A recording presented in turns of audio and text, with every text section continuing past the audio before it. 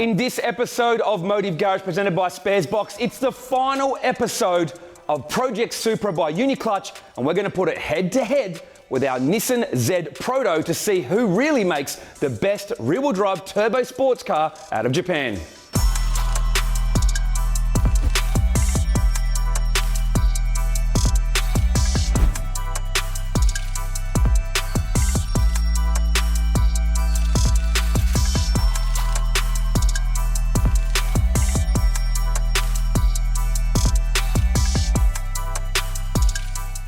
Toyota Supra versus Nissan Z. So many articles, blogs, Facebook arguments, and of course, YouTube videos. We've seen plenty of stock versus stock amongst journalists, but here's the thing.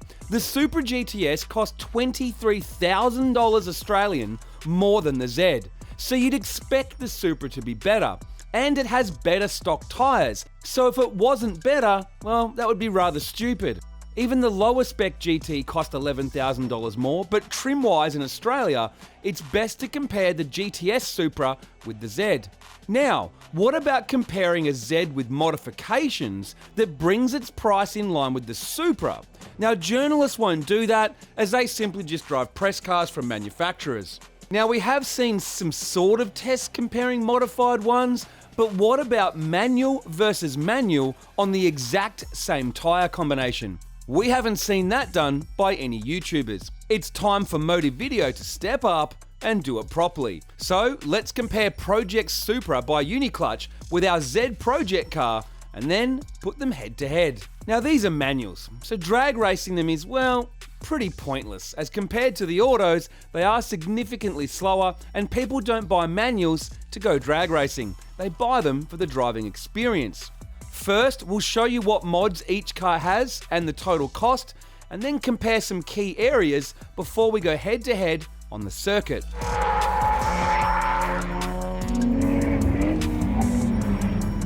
Project Supra has minimal but effective modifications. The Race Chip GTS gave an extra 40 horsepower, while the intake and exhaust, well, really they just give better noises. The UniClutch Track helps put down the power and survive track use. The Zestino Grej 07 RS tyres increase performance, but the spacers and the carbon body kit is really just for looks. Overall, it has $4,500 of performance parts and $4,000 in cosmetic and acoustic modifications. This would bring the car's total price to $113,500 Australian dollars drive away, up from $105,000 Australian dollars stock. Our Nissan Z is more heavily modified. AMS downpipes, custom 3.5-inch exhaust, Nismo intake, turbo smart blow-off valves, EcoTech tune by Croydon Racing Developments, UniClutch Sport, Z1 Motorsports catch can, Z1 diff cover and brace, Shockworks coilovers, GK Tech rear suspension arms, as well as subframe and diff bushers, DBA rotors and performance pads, braided brake lines and upgraded brake fluid. It has the same Zestino Grej 07 RS tyres, and it has a wheel alignment from DNA Autosport to suit weekend track days. The only cosmetic upgrade is the Work VS XX 20-inch wheels. Total for performance mods is $24,000 and overall is $30,000. This brings the total price to $112,000 drive away versus $82,000 stock. This is all full retail and for comparison purposes. Obviously this will change based on labour rates and what you can get the parts for. So now, instead of there being a $23,000 difference between them, the Z has $24,000 in performance mods to try and even out the score. So let's compare some key criteria.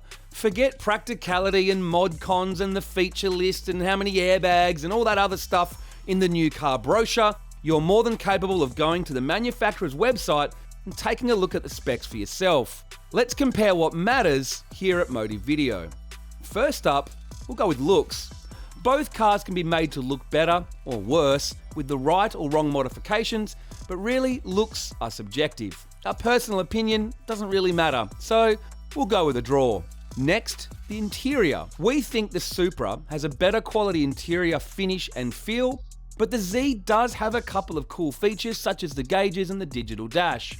Some say the Supra feels cramped and the Z feels more open when you sit inside it. I personally think the Supra has a much better driving position than the Z, and it's more comfortable for me, but on the flip side, Susie prefers the Z. So how tall you are and body shape can play into it. So really, for the interior, we're going to go with a tie. Next, power to weight ratio. First, stock power. The manual Supra recorded 361 horsepower. The Z recorded 367 horsepower. The Z is rated at 400 horsepower at the engine, while the Supra is rated at 382.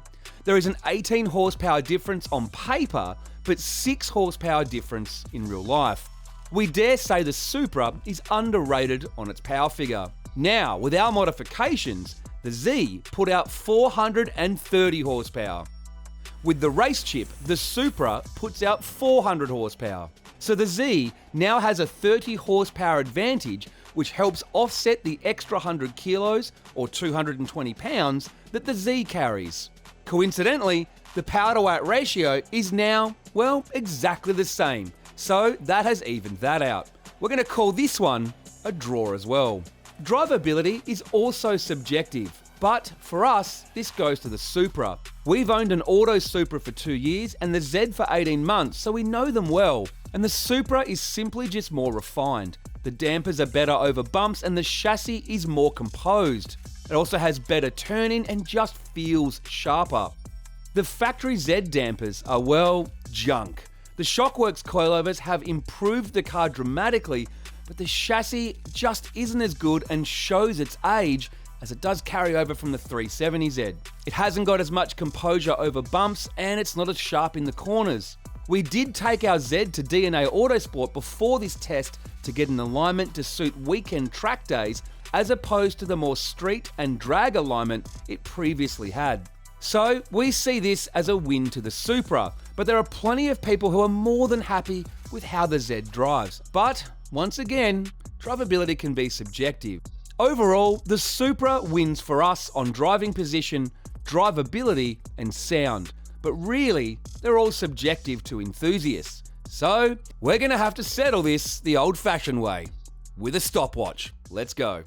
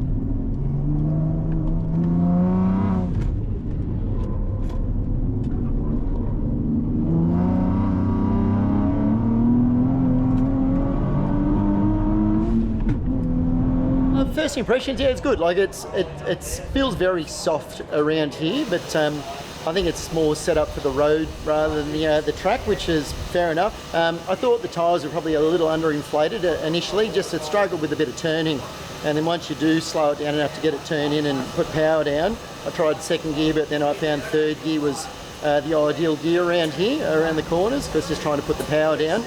It helped it, but like we still did a 53 within a couple of laps, which I think is reasonable for something like this. So, but we're just going to make a couple of adjustments, go out and do another couple of laps and see how we go.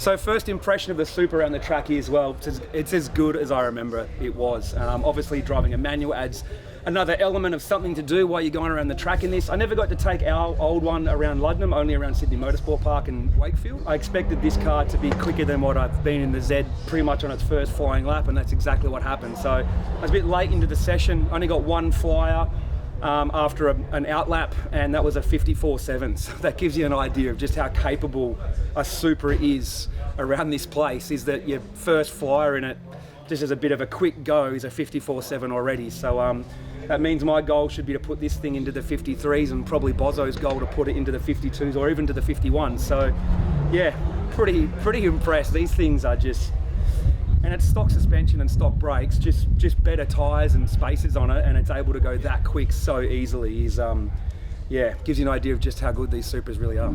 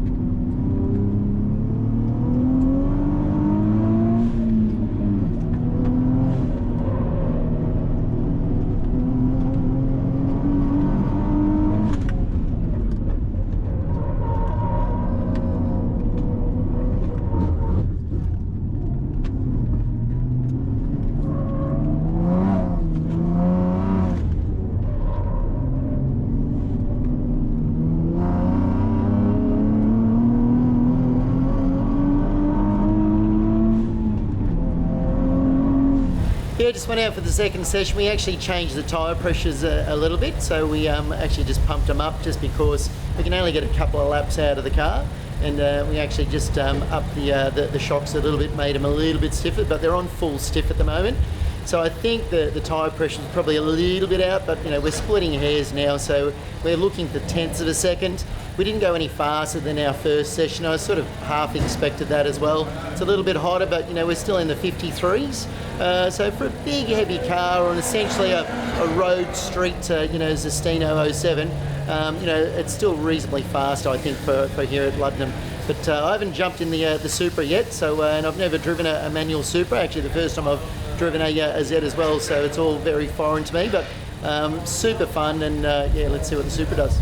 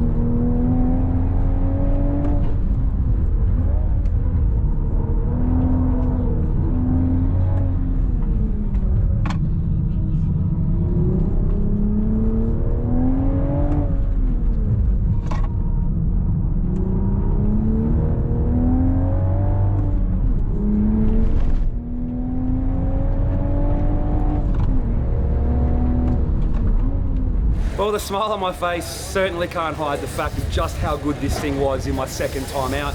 Like I said, first session I only got one lap, and it was in the 54.7, which I thought was already pretty good. It was already a second quicker than I think I've been in my Z before, previously here at Luddenham. But that session then, 53.1 seconds.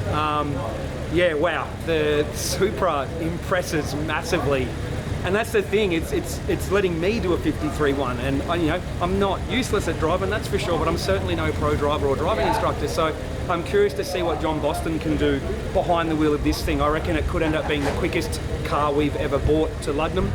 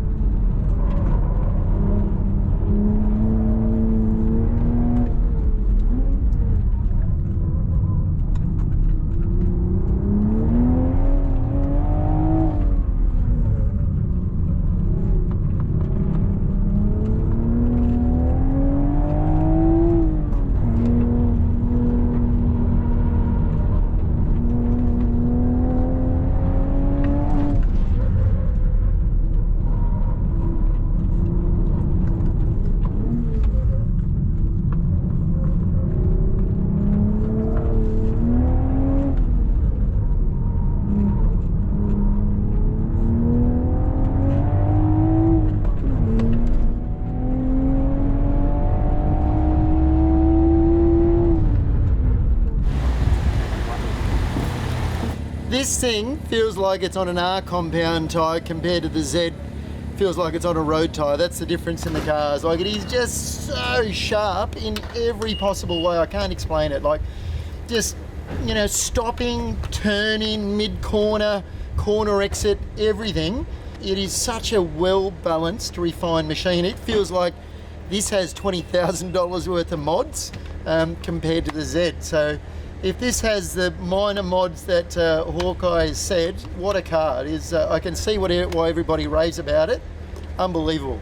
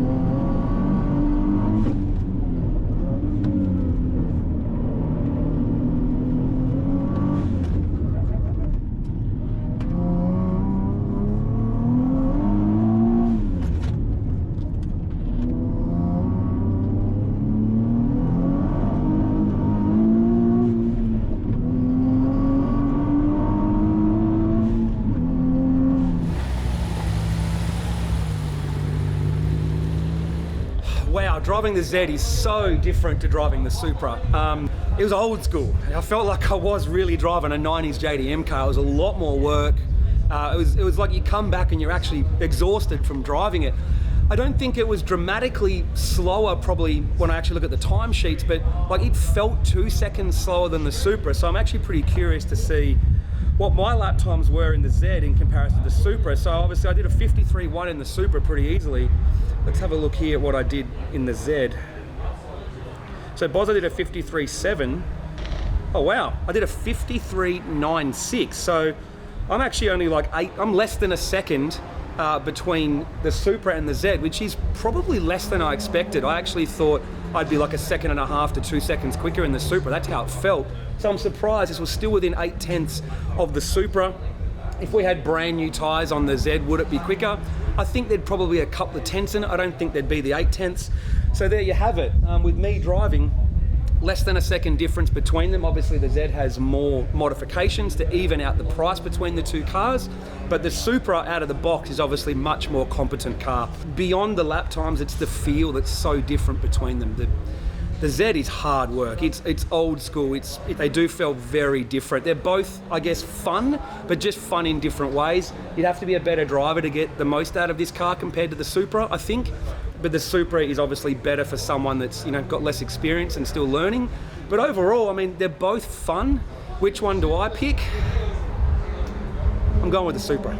Yeah, I can't help it. The Supra just feels, the Supra does for me, I guess, kind of like what a GT3 RS does, is you feel in touch and in tune with the car. It's so easy to get quick and flowing in that thing and so much fun.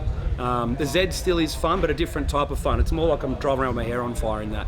So yeah, very different feel of car between these two. Could we get this as quick as the Supra? I think so, with a couple more mods, suspension tweaks, maybe some brand new tyres. We could probably match the Supra, but obviously the Supra, it's got stock suspension and brakes, so it's got a long way to go for development as well. So yeah, overall, very interesting comparison. The Z actually was quicker than I thought it would be overall, to be brutally honest. So yeah, good times. All right, Bozo, before we talk about the cars at all, pick which one's your favourite to drive around here? Ooh, Supra. Yeah, hands down. Yeah, me too. Yep. I said in my little outro why, and I basically said that I felt like with the Z I was driving with my hair on fire, my arms were going everywhere, and it was like it was like messy to go fast. Yep. While the Supra was composed, heaps of confidence. I felt like I could do that all day, and the only other car that's ever made me kind of feel that gelled with the car is a GT3 RS. Like it's that good. Yep. What's your reasoning? Oh, look, the Supra, you know, it's just that next level up, isn't it? You know, I've read so many reviews and, you know, seen YouTube things, and people talk about, you know, the Z is probably a more fun driver's car. I probably disagree a little bit, because the Supra can do anything and everything the Z does, but it just does it better. Yeah. You know, it's just sharper on turning, which you look for a more modern car, you know. Yeah. It's got that mid-corner grip and power down. Like, if you get on the throttle too much, it has a bit of a slide, but it just gives you confidence, Yeah. you know, and it just feels like it's on a better tyre than the Z is, but it's not. They're on identical size, everything. But that's just chassis and that's shocks and all of that sort of stuff. So, you know, for it to be like that from the factory, it's just unbelievable. Well, the crazy thing is this is definitely faster and better than a stock one by a significant amount. By probably about 3 or 4 seconds here, from the Shockworks coilovers, the GK Tech suspension mods, extra 100 horsepower. We've actually gone and improved braking, acceleration and handling in this car. So you can imagine the difference a stock one of these would have had against a Supra. right. And I keep telling people, don't compare a stock Supra to Z. The Supra annihilates the Z. So this whole comparison was meant to be, if you have a Z that owes you the same amount of money as a Supra, where would they end up? And it looks like the Supra still ends up on top in lap time, driver feel, every metric that we want to put to it. It looks like it still is. Yeah, it is, without a doubt. Like, and the lap times are one thing. Don't forget, we're comparing it on a circuit that's less than 1.5 k's in length. You know, if we took it to Sydney Motorsport Park, where it's nearly tripled in length, that lap time is going to triple in difference as well. Yeah, so definitely. there'll be 3 or 4 seconds a lap difference. So, and that's what people need to understand. You know, we're still on a road tyre and all of that sort of stuff. So at least we've done a fair comparison. They're both in the same tyre, but I love it. You know, I love the challenge of it, and it was super exciting. But the Supra, to me, like I said, I can see why everybody raves about it. Even just that gear shift feels nice, steering wheel position, just like, it's hard to fault it. And if you modify it, I can see why they just embarrass a lot of supercars, you know, 3-4 times the price. Hey, well, it embarrassed a few other cars here today, didn't it? So, It certainly did. Yeah, look, I agree, man. Like, I think no matter what we do with the Z, and we can probably do a little bit more development work on this car and probably almost catch that one. But the fact that you need to do that much work to catch one with standard suspension and brakes says it all, right? Yeah, that's right. And look, I've got to say though, like, the Z, it's not a bad car. No, like, it's not. It's just in this company, that's right. right? And I look at what they're worth nowadays in the second-hand market and stuff. Like, they're getting quite affordable. But you know, if you want to spend that extra 10-20% more, you can jump into something like that, and it's not a huge amount of dollars. Yeah. And you know, they're both super fast. But it was good for me, not having driven either of them. Jump in the Z, I thought, wow, that's great. And then to jump into the Supra, I was just like, wow, now I know what it's about. And meanwhile, I've owned both, so I've had heaps of experience Spoiled. in manual, auto, and this car for over a year now. So, yeah, you know what? I keep telling everybody, the problem with the Z is it lives in that car's shadow. Yes. If you just came here to drive that, you would have had a great time and said it's a great car. But the problem always is you got to go from that up to that, while I had to kind of go backwards and go, oh wow, like, you could really feel the difference driving the Supra first. For sure, for sure. Yeah, I mean, like you said, great car. Just when it's around a Supra, it's a little bit tough to win, isn't it? But almost like you said, the Supra just flogs so many cars and embarrasses. It's so many more expensive cars. It's that good. So it's more of a case of it's a good car going up against a brilliant car. That's right. Yeah. Look, I'm not fussed what people think about the synergy between Toyota and BMW. Like, it's just a brilliant car, and people have got to realise, you know, enjoy it while we can. You know, and those sort of cars, they're being built for us to enjoy. Get out on the track and enjoy them. I'm just going to end with this. I got closer to your time than I thought I would, so I'm pretty happy. You did? Yeah. Thanks, mate. Well done, mate. Cheers.